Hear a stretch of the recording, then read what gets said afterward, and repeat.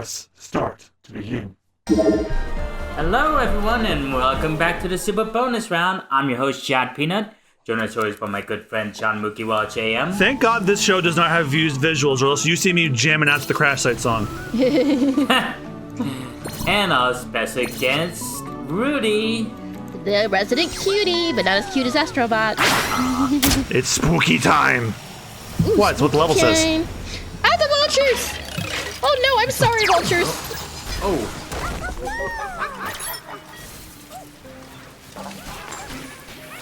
I'm like, what horror characters haven't you collected yet? I'm like, oh, there's a couple I know of. I didn't notice this now. Ooh. Yeah. Oh yeah. Oh yeah. Oh yeah. Oh, great.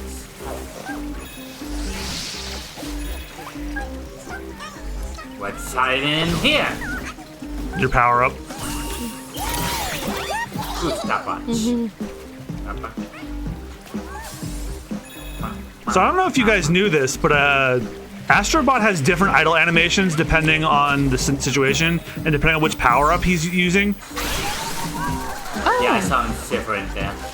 Well, no, there's one if you idle too long while you have the stopwatch power up, eventually Astro Bot will fall asleep, but then the stopwatch will wake him up.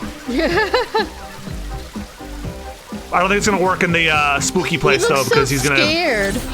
Yeah, because like I don't think it's gonna work in the Halloween areas because he's just gonna be eternally afraid. Ah, not these guys again.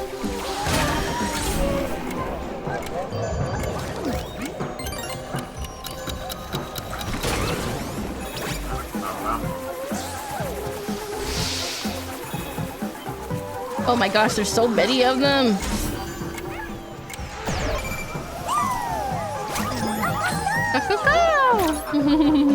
Oh, you know what? I think I know who the unique bots in this level are. Oh my gosh. I think.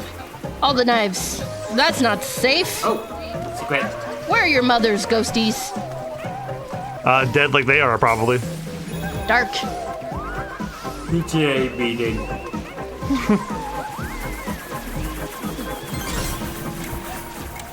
Oh, at least they have the covers on.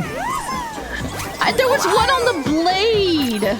Poor thing. It looked so scared. Yeah, he didn't know when to jump off.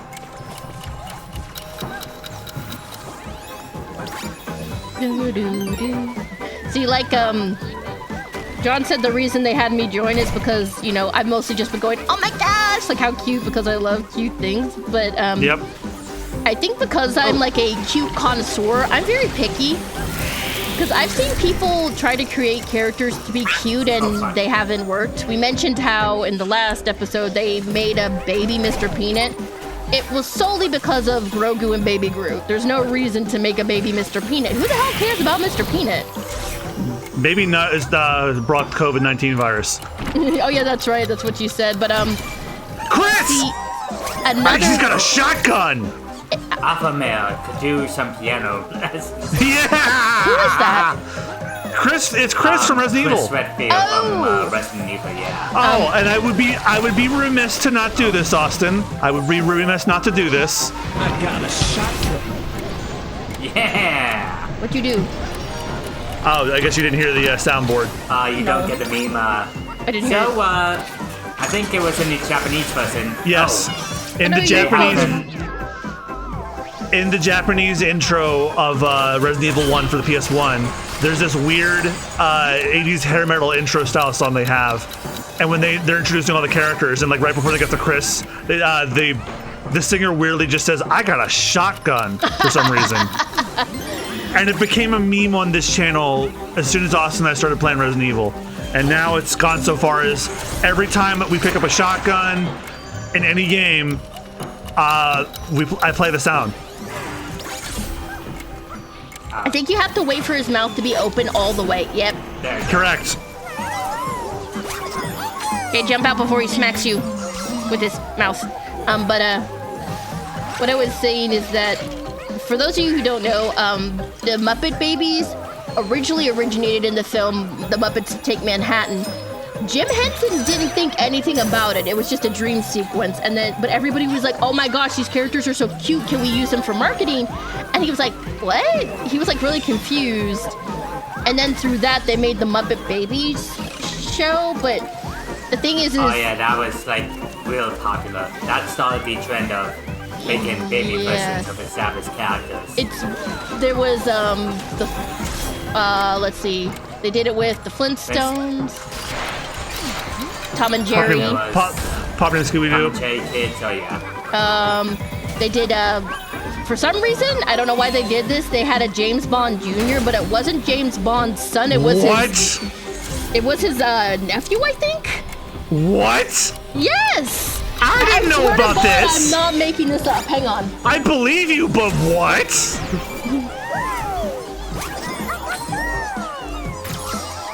Oh yeah, and the most infamous was Yogi, where they made them like oh teenagers. My god, it was so stupid. And what was funny about that is Bill Hanna and Joe Barbell were not happy about the character redesign. I wouldn't be happy either. And the thing is, they didn't change their voices, so they have these adult voices as teenagers. It's really bizarre. But also... And apparently Joe Barbell is complaining about how they made teenage Yogi look like, and this was his own words, a whoremonger.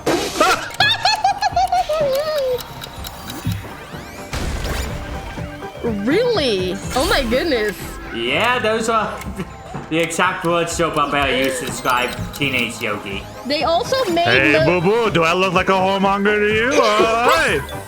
No, Yogi, you just look... not gonna like this, Yogi. No, Yogi, you just look fucking stupid. See, what got me is they turned Magilla Gorilla into a rapper. Inspired by Vanilla Ice. Oh, God, Magilla Ice. God damn it. No, I just got it. I think... Oh, what did they call him? Hang on, I'm checking the wiki.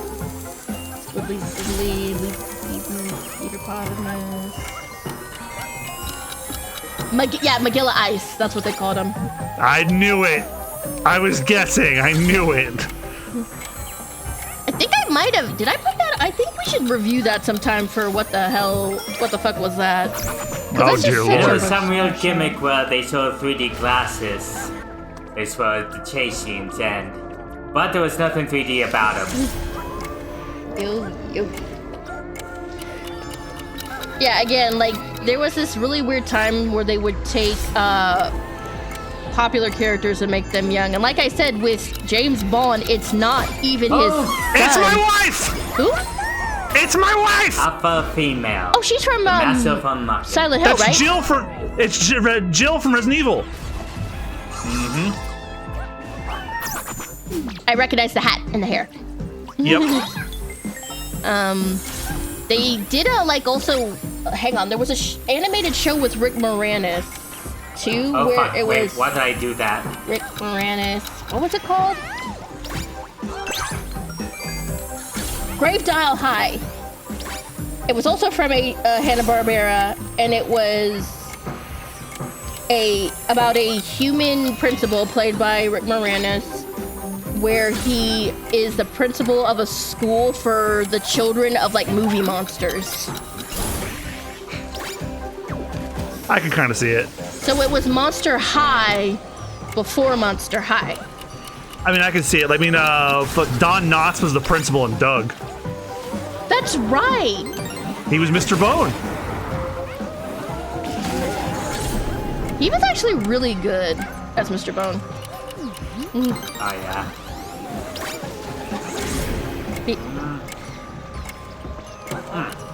I always loved listening to Don Knotts. I just loved his voice. You know he was on the Muppet Show? I believe it, yeah. Yeah, of course. Go, go, go! He ended off the show singing Lullaby of Birdland with the Electric Mayhem. You have all the puzzle pieces too? Nope, missing one. Okay, so you probably the last one. Yeah, actually, I actually see it in this cacophony of madness. Oh You my see it? gosh. Oh, I'm getting dizzy just looking at it. Like, yeah, that's it right. That's it right there. I saw him. Or her. I don't know. Well, it's not a bot. It's a puzzle. The last puzzle piece is in that tornado. There's also someone clinging to one of the pieces. He does probably an animal. Because he has all the bots. Oh, there it is. Yeah, he might have to get to a platform or something. Oh man! See, this would make me so frustrated. Yeah, I know what you're thinking. Even if you die, if you collect it, you collect it. See, at least it doesn't make you start over entirely. No, this is a forgiving platformer. Thank God. It's challenging, but it's not an asshole. Yes. Get it! Yes! Aha! Fuck you! You did it! The light! Woohoo! Oh, the stopwatch is sleepy. He eepy. Now, I would normally say this is where you got all of the Resident Evil. No, we missed it. This would be where I'd say, oh, you got all the Resident Evil bots, but no, they added Wesker in the DLC. Oh. Wesker is one of my fiance's favorite villains. Yeah, he's an asshole. Oh, wait a minute. I was gonna say, do you want to do the challenge levels first before you go into the boss? There was Yeah, I'm looking for the secrets. Yeah, I told him Wesker was in Dead by Daylight, and I said nobody likes it when he's the monster, and he's like, yeah, that sounds about right. Yeah, him and the Nemesis. He's a genocidal dick. Well, no, see, the thing about Nemesis is that he has those two like zombies. So if one of the zombies sees you, the Nemesis might be able to find you. So you have to avoid not just Nemesis, but you also have to avoid the zombies. Wesker's just like, I think they had to nerf him a little bit because they made him like too powerful. Yeah, because the guy can literally caught a rocket in his hands and lived. Yeah, so they had to fix it just because people were like, this is like impossible to beat. Yeah, just because he's ultra powerful in the games doesn't mean you have to be ultra powerful in the meta too.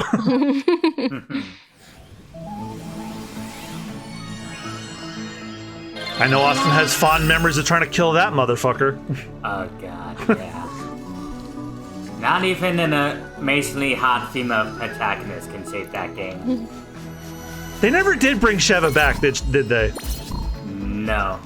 So usually if it's like something from like that came from like a game that wasn't well received or something that wasn't like well received, they'll usually like not bring them back. The character of what was the name of Venus? Venus from that really god awful Teenage Mutant Turtle show we watched ages ago. She didn't come back until like ages later. Someone introduced her. Yeah, I think it's like that IDW comic book series where they completely give a different backstory. Like, thank God. She was now like a Frankenstein mutant monster made up of various mutants. That is much better. I think she was in the first Nickelodeon series too. What? The first Nickelodeon series, the 3D animated one. I think she was in that, unless it was a different character. Wait, hang on. TMNT Venus, because there's another female turtle, Lita. Yeah, like she was from a book shelter who was beaten into a turtle. Yeah. Don't know who that is. That's Captain Rock, Froder Toon City Grand Prix. Oh. Dreams of becoming a Gran Turismo pilot. That's another old PlayStation 1 game. It was an old PlayStation 1 racer called Motor Toon Grand Prix.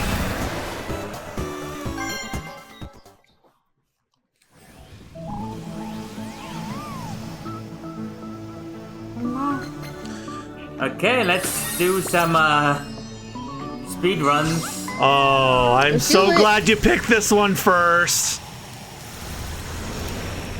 Because guess who your reward is? Oh, it's the daddy! It's our boy! Go save daddy!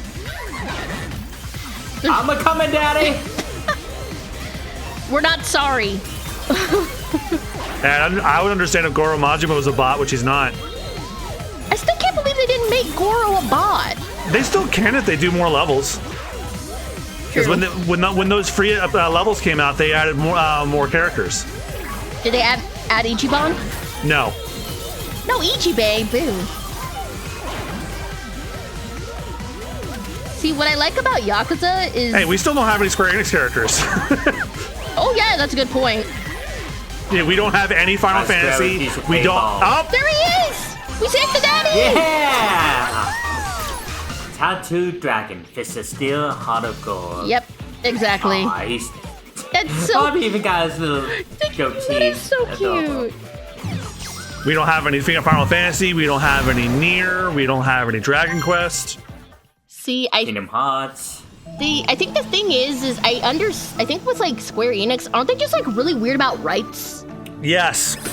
Yes, they are, because a lot of stuff that they own is tied up in a lot of crazy right stuff. Like I think the artist who made the logos for the Final Fantasy games has the copyright of them, like the Yoshitaka Amano.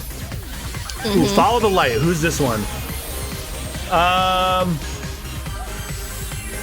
Yeah, I don't think any of you are gonna know who that character is. I think you've heard of the game, but you don't know who she is. See, I wonder if that's because they don't want to have full rights of the stuff, or if it's maybe a cultural thing. It could just be like a complicated matter that they wrote themselves into a corner or something legally. Because I know, like, one of the reasons we rarely get new Who Framed Roger Rabbit merch is because of the rights. Because I think, from what I understand... Yeah, it's split between 3 different parties. Yeah. Disney, Arthur K. Wolf, and Steven Spielberg. Yeah, I also think it might be a weird rights issue because, like, remember Smash Bros. Ultimate brought all the characters back? It's been confirmed that the last character that got confirmed to come back in the base roster was Cloud. Oh. Like, Cloud was the one Cloud was the one that got approval for last. Yeah, I think it's because we've talked about how they haven't made a Kingdom Hearts like theme park section at Disney, and that is, I think, another thing where it's like it's the rights, because it's not just like Sora and Riku and Kairi and all them. It's you have the characters from the Final Fantasy series in it too, from Cloud, Aerith, Tifa to Yuffie. There actually is a bit more of a concrete reason regarding Kingdom Hearts specifically. Disney has like a that's Reiko Nagase from Ridge Racer. Disney has like a unspoken, like, respectful agreement with Square. It's like, we don't want to do anything Kingdom Hearts related without Tetsuya Nomura, series creator's seal of approval. Wow. They respect him that much. Wow. So I think Nomura is the reason why the show was shut down. He's like, he didn't want to overcomplicate the story. That's actually a good idea. Ooh, see, I know. I never played this game, but I know who that is. See, even though Disney makes a lot of really dumb choices, I don't think they're, like, stupid. They're a little more aware, I think, than other companies. Because, like, I remember when the face characters, like the face actors, were going to go on strike, they almost immediately came up with a deal, because it's like, if they quit, we're boned, because they need them for the parks. Yep. You go to the parks for the rides and the face characters. And I think what are they gonna do? Put Bob Iger in a Disney suit? I think that's the crazy thing too. The employees knew that, so that was their bargaining chip. Mm-hmm. Oh, wow! First try. Good job. Okay, that's Dart from Legend of Dragoon. Dragoon. Like a little redhead. Dart from Legend of Dragoon. I've never played his game, but I know it was another PS1 JRPG. And before PlayStation All-Stars Battle Royale got canceled, he was going to be a DLC character with Abe. He was going to be paired with Abe from Odyssey. Abe. Yahoo! Yeah. All right, which one's this one? Thank you. Splashing Sprint. Oh. Oh yeah. Another of my boys is at the end of this one. Huh? Another of my boys is in this one. Another one of your boys. Yes. Here's your hint. It was one of my honorable mentions on the podcast. Oh. Ooh. Is it weird that I'm really excited to do our podcast again? It was so much work, but I I'm had so excited much to fun record it doing again. I am not excited to edit it again. So, I do think we've done a better job of, like, what is it? Cutting things down. We decided, like, we're gonna give each other, I think, like, 10 minutes to defend our... Well, no, 5 minutes, like, to defend our position. And we'll probably cut down certain categories if there's not enough nominees. Like, for example, if there's not enough cucks in the year, we'll just renege that one. So far, I have not found a reason to do that. I'm also not too hot on the award no one asked for, because I'm like, we rant and bitch enough. Yeah. I guess we could do... I feel like if we get rid of that one, we can focus more on biggest failure. Yeah, biggest failure, worst adaptation, we're still good. I think we got rid of worst adaptation for time. Yeah.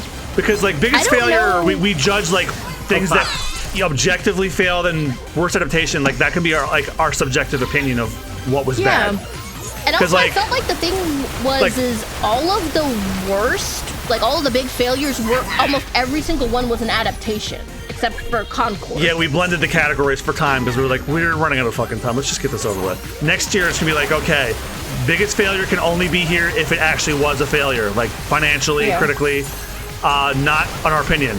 Like, for example, I'm putting the Devil May Cry Netflix anime on worst adaptation, not biggest failure, because the show did very well, and a lot of people seem to like it. It's not a great show, though. He's so... Yeah, because the showrunner's a dick. And they... The showrunner of Devil May Cry Netflix is a dick, and they weirdly made the story of Devil May Cry a 9/11 George W. Bush allegory. That makes absolutely no sense. Especially when you consider in the original game that that's not fucking there at all. I mean, it was about fucking demons. It was like, guy who loves pizza goes to island, kills demons, because that's what he does to pay his rent. To know how you got a one show now. Exactly.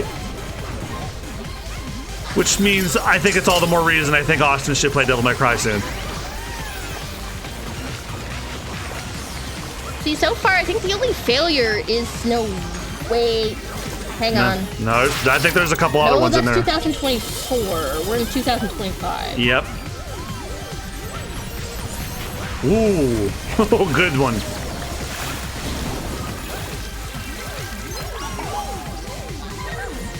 Yes, no way. Maximilian! Oh, reliable narrator. It's a heck of a That's Max from Dark Cloud 2! Yeah. One of your favorites. Yeah, and I beat it for the first time last year. Biggest box office bombs. Here we go. Wait, what? Biggest That's a category we probably won't be able to finalize till the end of the year. This is a list made by somebody who says what they think will be the biggest flops. They have Superman on this list. Oh, fuck you. What? Oh, fuck you, I whoever wrote that. don't know what it is, but there's a group of people who are so angry that James Gunn is in charge of the DCU and that Zack Snyder wasn't rehired. I'll bet there's a crossover between them and people who think the Critical Drinker is a good reviewer. Oh yeah. Like, I started watching some guys who were breaking down some of his videos. I think I hate that guy now. Yeah. He apparently used to have some legitimately good takes. He just doesn't anymore. I listened. I was watching somebody break down his terrible Thunderbolts review. I'm like, yeah, this guy's stupid. Like, here's the thing. I know people, it's like art is subjective. Like, that is true, but there's such a thing as bad faith criticism. Yep. Especially when you talk out of both sides of your mouth. See, like, everybody knows I'm like Has-Been Hotel's #1 hater, but I still thought the series was much better than like I thought it was gonna be. I thought I thought a lot of the songs were really good. I thought I thought Adam was a good villain. I liked some of the characters that they added. I'm never gonna probably watch it again, but it's like I'm not gonna just say there's nothing redeeming here. Because that's not fair. There is some redeeming Leon. stuff. Mecha Leon. Don't you stick your tongue out at us. I was gonna say, like, does Rich know that? Because I saw him tagging you on Has-Been Hotel stuff on Blue Sky. I'm like, do I need to be the one to tell him? I would still find it, like, I can still enjoy jokes from it. No, I think it was like tagging you like frames. He was like, oh, I can hear this image. I'm like, does he know that she didn't like that show? He might not. Yeah. But like I said, it's just like, I remember also one time. Punch that uvula! Punch it, punch it, punch It's it. like in a cartoon. Oh, he turned purple. Shoot, what was it? You guys know the movie Coco, right? Yes. Yeah. I remember someone tried to say the movie was the most overrated movie of the year, but it had only been it was like the week it came out. Grifters. Yeah. Yep. I also think you can be like, hey, I don't necessarily enjoy this type of media, but it's not bad, it's just not my thing. I don't know why that's so hard for people. Like, see, like, that's my thing. It's like, guys, if you don't want to see the movie, don't see the movie. Just let people enjoy it and be excited for it. Like, oh my gosh.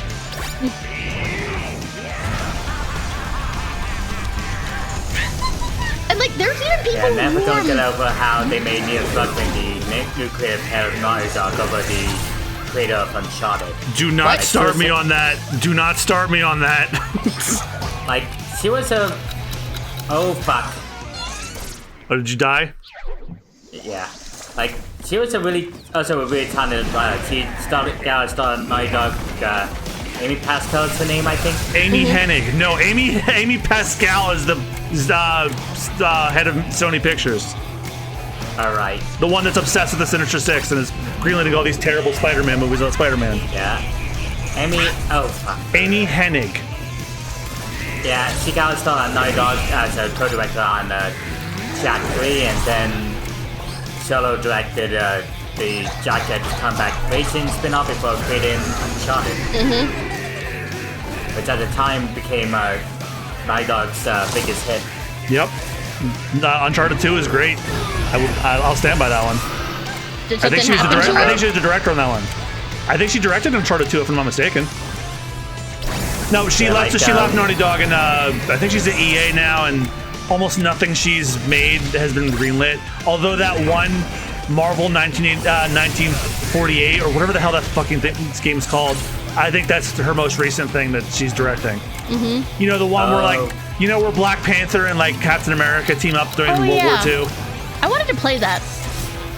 You can't. The game's still not done. It's been delayed to next year. We're supposed to be the first big game from Skydance and Games Division. Oh, I forgot Yeah, poor they Amy have Hennig. a... She just can't get a break. Yeah. She was working on a Star Wars game for EA, and that got canceled too. Yeah, because fuck. Oh. Maybe because they were struggling with that damn it. That engine EA forced them to use. Like, wasn't supposed to be made for third-person action games, so only first-person shooters. Oh, he's angry now. Come on. Come on. Oh god, I remember when people thought the Uncharted 3 was gonna be the last one. Some reviewer said, "I will miss you, Nathan Drake, you generic white man, you." Yeah, but then they did a fourth one, and that actually was the ending. Oh, he destroyed part of the platform. Without spoiling anything, Uncharted 4 is the last one.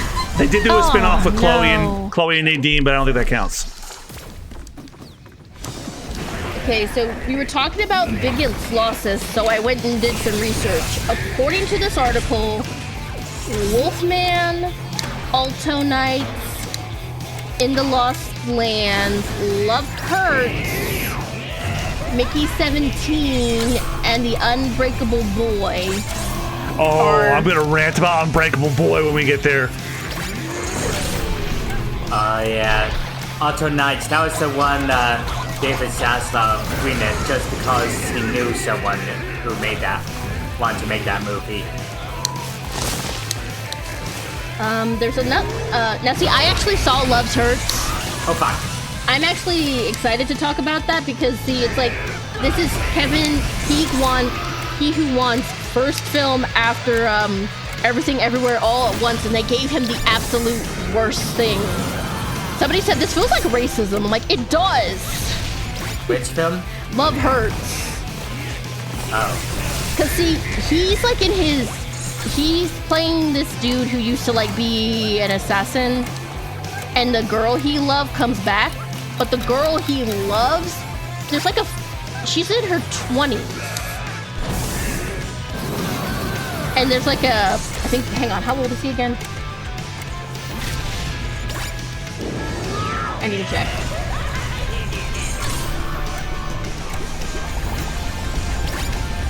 Oh. Ah, here it is. Ding ding. I like this music.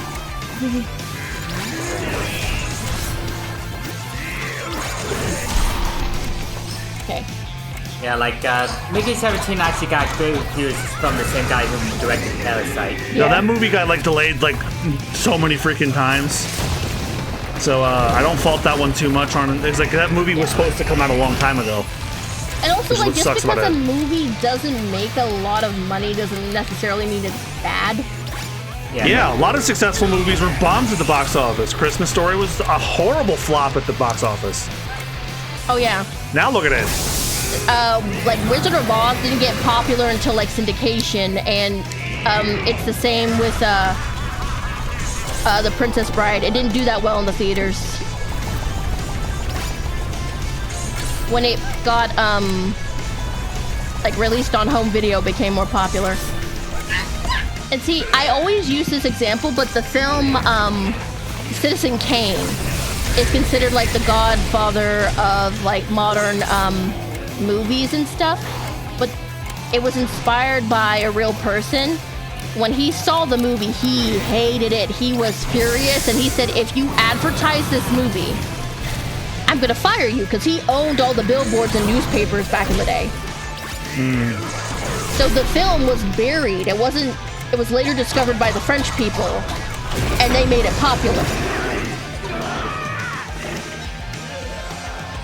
Oh, that's awful. Rosebud.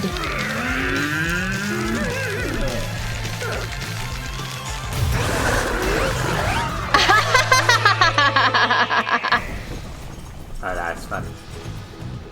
So, I was ready to go to rip it off. Now what? Oh, Oh. what a dat. It's an egg. Wait, no, that looks it's from familiar. that Poco Loco? Yes, it's from Loco Roco. Loco Loco Roco. Roco. Look.